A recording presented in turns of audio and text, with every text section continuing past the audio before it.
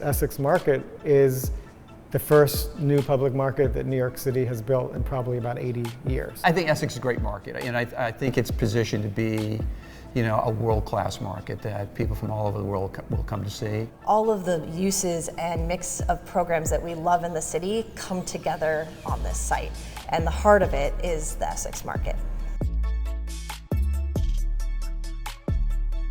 My name is Dana Getman. I'm a principal at Shop Architects in New York City and was the lead architect for the master plan and the design of the Essex Market. My name's Hugh Boyd. I'm an architect. I have my own company, Hugh A. Boyd Architects.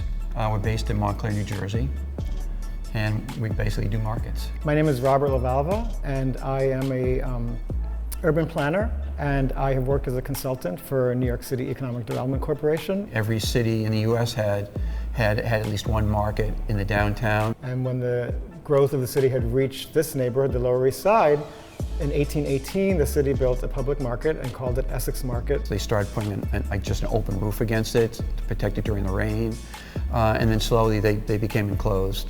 Essex Market was 4 buildings, and there were close to 500 vendors.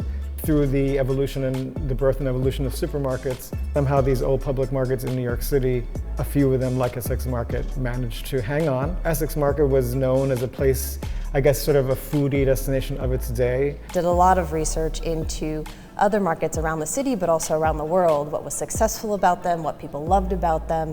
And one of the key things was the space itself. The shape of the building really dictates what the market will lay out as. We wanted to have something that reflected the importance of the Essex Market in the Lower East Side community. One of the main priorities was that everybody felt comfortable in the space, that the vendors were able to come here, move all of their wares, and feel like this was their new home, and that the community that has been going to the market for decades also felt like it was their new home. To do everything possible to keep the market very much a food ingredient market as opposed to a food court. It conveys a feeling of sanitation, which is important when you're selling food. So we kind of went to a very European style case, a lot more glass and so forth. Even though it is an enclosed space, it is contiguous with the street, the sidewalk, and the neighborhood. It's also very transparent, very open. The old building was like a brick shed. You couldn't see inside of it. Many people walked by it and didn't even know there was a market inside. It just shows your product off. And the reality is if your product looks good, you're going to sell more. Brings more people to the site, becomes more woven into the neighborhood. People, when they're walking by, could see into the market hall, see all the great things taking place. All these things help attract people indoors. We try to have a major entrance off all the major streets and major intersections. Essex Crossing is a master plan development that was an RFP put out by the City of New York, specifically the EDC, or the Economic Development Corporation. The new market is at the heart of the master plan of the Essex Crossing, which is really where it should be. I think the tricky part about Essex was there were so many functions taking place above it. Above the market is the Regal Cinemas, which is another exciting program and brings people to the site. It makes for a game of trying to balance out where all these utilities go and still make the market function properly. So the underside of the seating rakes of the theater was unused space, so we could use that to create the vaulting for the market below. We did get to have some fun was with the ceiling itself. We really looked to a mix of some of the great market halls of Europe as an influence for the lighting, but for the shaping itself, looked at New York City. Because these buildings are sizable, we had access to great roof space. So we purposefully located the residential that was above the Essex Market on a tower on the northwest corner so that we could open up as much roof space as possible. And right now Project Eats is on the roof level with a green roof, with gardening for fruits and vegetables that are sold in the market, and also directly accessible from the market through a shared common elevator. Below is the Market Line, which connects to the Essex Market and also to adjacent sites to really start to weave the programs through the neighborhood. The ground floor is really the valuable space, and so I always try to maximize the selling area on the ground floor. I thought it was really important to keep this a place where people go shop to buy food to bring it home and cook, because that really is the essence of a market. Pretty much all laid out like city blocks, with main streets, cross streets. All the spaces are basically rectangular. It just makes for a more efficient space that way. It was really a focus of ours to provide a market that was safe, healthy, but also a place that really could expand its seating and public space for people of the neighborhood to enjoy time in the market. We have the real core vendors, kind of taking up the prime spaces, and then woven into that are the prepared food vendors. We've located the meat and seafood vendors against a solid wall, so basically the public's not looking at the back of all that equipment. And as long as the circulation kind of creates the flow that causes the public to go around most spaces, then they do fine. Also that we put numbers on the signs to indicate which stall you were in. You just follow the numbers and you realize that you can find your way there pretty easily. If you look at the old markets of New York, you'll see that they had these same kind of numbers. The vendors will totally personalize their own space. They'll cover up the walls with paper signs and pictures of their family. It's meant to be a framework so that the vendors' personalities come out. They'll take possession of the market from a personality point of view. And it's great that so many of the vendors are still here.